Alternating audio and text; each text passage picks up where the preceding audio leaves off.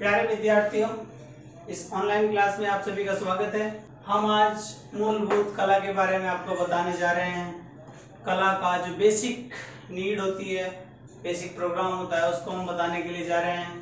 तो सर्वप्रथम हम कल्पना की बात करेंगे कि हमें कल्पना करनी चाहिए, हमें सोचना चाहिए कि आखिरकार हमें करना क्या है, कौन सा चित्र बनाना है, कैसा चित्र बनाना है।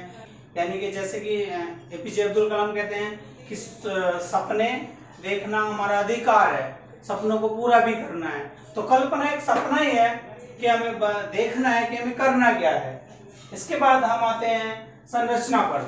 संरचना मतलब ढांचा, किसी भी चीज की लंबाई चौड़ाई, उसका जो कितना मोटापन कितना भारीपन बनाना है, तो वो संरचना, वो ढांचा हमें तैयार कर लेना है, वो बहुत जरूरी है। ढांचा हमारा तैयार हो जाता है।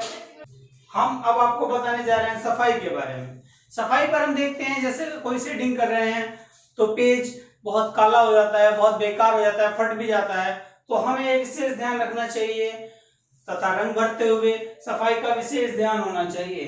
रंगों में हमारे ऊपर नीचे रंग हो जाते हैं, बहुत गंदे रंग हो जाते हैं, तो इसका हमें विशेष ध्यान रखना है कि रंग हमारे साफ होने चाहिए। रंगों का उतार चढ़ाव, रंगों के उतार चढ़ाव में हमें बहुत ध्यान रखना है कि कहाँ हमें डार्क बनाना है, कहाँ हल्का बनाना है।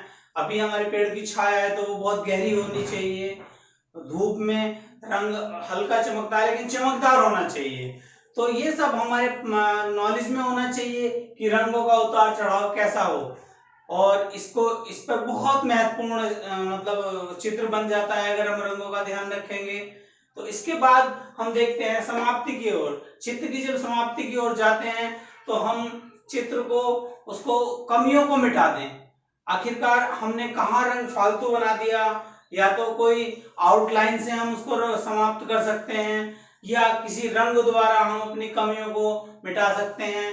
तो रंगों की जो कमियां हैं रंगों द्वारा ही मिटाई जा सकती हैं। तो हम अगर इसको देखते हैं कि कल्पना, संरचना, सफाई और रंगों का उतार चढ़ाव तथा समाप्ति, हम इन पांचों पॉइंटों को देख करके एक अच्छा चित्र बना सकते हैं। हमने अभी मूलभूत कला के बारे में आप लोगों को बताया। मूलभूत कला क्या होती है, उसमें क्या क्या हमारी बेसिक चीजें होती हैं। इसके बाद हम बताना चाह रहे हैं रेखाओं द्वारा आकृतियां बनाना। रेखाओं से कैसे हम आकार बनाते हैं। परीक्षा में यही बच्चे गड़बड़ करते हैं कि आता है आयत बनाने को वो वर्ग बना देते हैं, आता है वर्ग बनाने को वो आयत बना देते हैं। उनको कितने सेंटीमीटर की दूरी मांगी है बच्चे ये भी नहीं ध्यान रखते।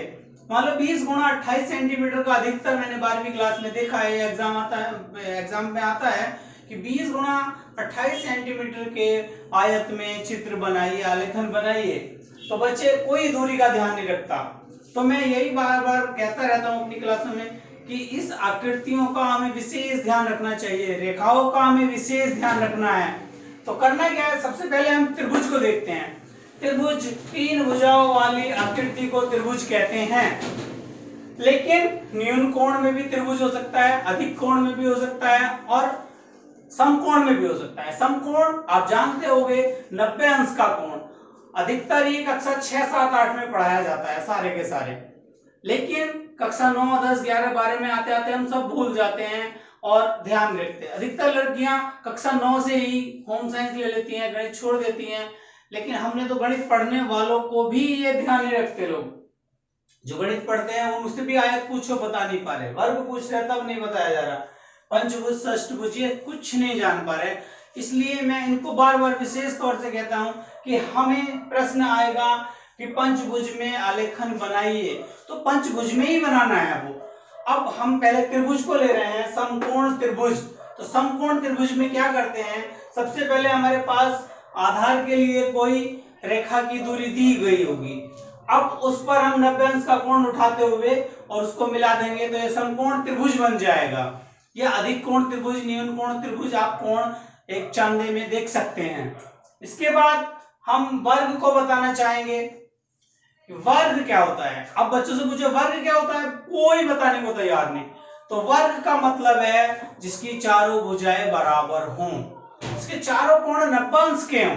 अब 90 अंश के होना बहुत जरूरी है, क्योंकि जब भी तो हमारी दूरी सही जाएगी। उसकी जो नींव मकान की रखी होती है वो भी 90 अंश पे रखी हुई होती है।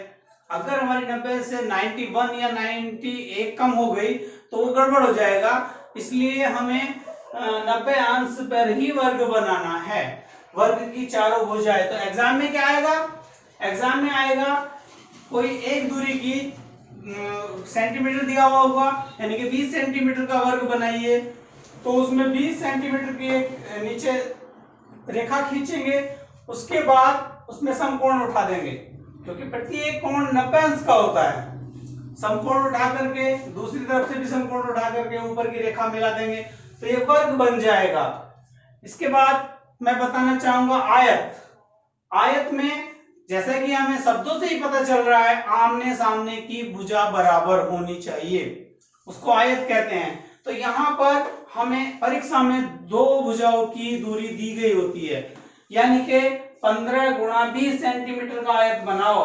बच्चे ध्यान नहीं देते इस बात पे कि क्या मांगा है, बस पूछते आयत क्या होता है। आयत आमने सामने की भुजा बराबर, यानी कि 20 गुणा अगर 15 आता है तो 20 हमने आधार खींच दिया, 20 पर 90 अंश का कोण उठाया, 15 सेंटीमीटर की रेखा खींची और उसको मिला दिया, तो 20 गुणा 15 सेंटीमीटर, यानी कि आमने सामने की तो बराबर है ही, तो 20 गुणा 15 सेंटीमीटर की भुजाएं बराबर होनी चाहिए वो आमने सामने की, तो ये आयत बन जाता है। इसके बाद मैं बताना चाहूंगा पंचभुज। किसी भी जिस ढंग से वर्ग बनता है उसी ढंग से ये पंचभुज भी बनाना है। तो बस इसकी 5 भुजाएं होती हैं, 5 भुजाओं वाली आकृति को हम पंचभुज कहते हैं। षष्ठभुज, षष्ठभुज में भी 6 भुजाएं होनी चाहिए, 6 भुजाओं वाली आकृति को नाम से ही प्रदर्शित हो रहा है षष्ठभुज, इसकी 6 भुजाएं हों। खास बात हमें याद रखनी है वृत्त बनाते हुए, वृत्त क्या होता है। वृत्त किसी त्रिज्या को लेकर जो गोला हम बनाते हैं उसको वृत्त कहते हैं।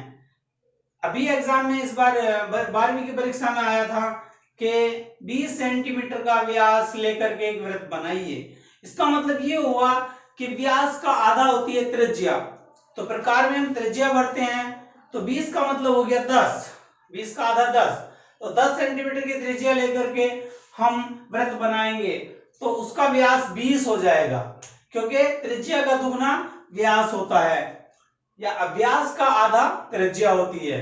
तो इस ढंग से वो हम वृत्त बनाएंगे। वृत्त में आलेखन बनाना है, या षष्ठभुज में बनाना है, या पंचभुज में, या आयत में, या वर्ग में, या त्रिभुज में, वो पेपर में लिख के आएगा। तो इसलिए हमें इन सभी आकृतियों में आलेखन बनाकर रखने चाहिए, जिससे कि हमें अभ्यास हो जाए। हम बार बार आप सभी लोगों से फाइल बनाने के लिए कहते हैं, लेकिन अब निश्चित तौर से आप फाइल बनाइए और इन आकृतियों का विशेष ध्यान रखिए। आगे हम इन आकृतियों में चित्र बनाने को देंगे। इसी के साथ धन्यवाद।